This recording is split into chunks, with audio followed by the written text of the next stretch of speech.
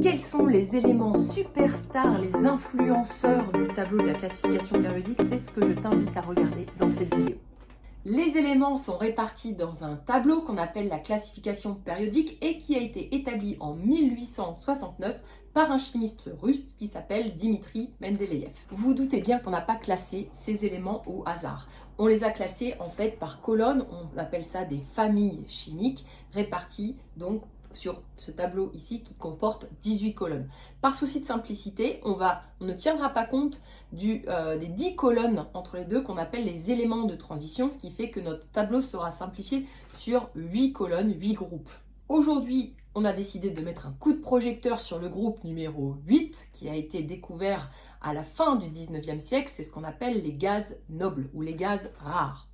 Alors pourquoi j'ai décidé de vous parler en fait de cette famille chimique? Eh bien c'est elle qui donne le là sur le reste du tableau périodique.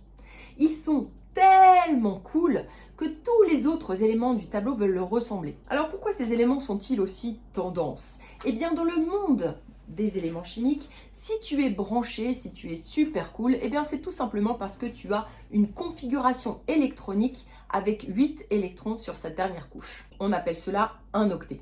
Prenons par exemple le néon. Le néon, il y a 10 électrons dans son nuage électronique. Je peux donc écrire sa structure électronique 1s2, 2s2, 2p6. Si je regarde sur la dernière couche, c'est la couche n égale 2, ici, je fais un total de 6 plus 2, ça me fait bien 8 électrons sur sa dernière couche. Je peux faire exactement la même chose avec l'argon. L'argon, il y a 18 électrons à répartir, 1s2, 2s2, 2p6, 3s2, 3p6.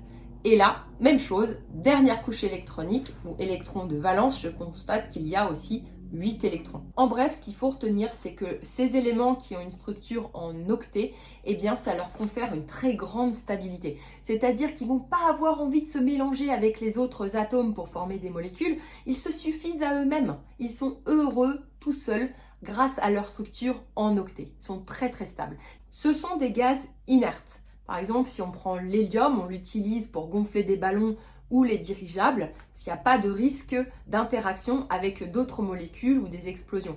On les utilise également dans tout ce qui est ampoule, et oui, parce que dans l'atmosphère ici de cette ampoule qu'on peut remplir avec de l'argon, eh bien on n'a pas de risque en fait d'interaction par exemple avec le filament de tungstène, même à haute température. Même chose pour les tubes à néon. Dans la prochaine vidéo, je t'expliquerai quelles sont les astuces que les éléments ont trouvées pour ressembler à leurs idoles. À bientôt!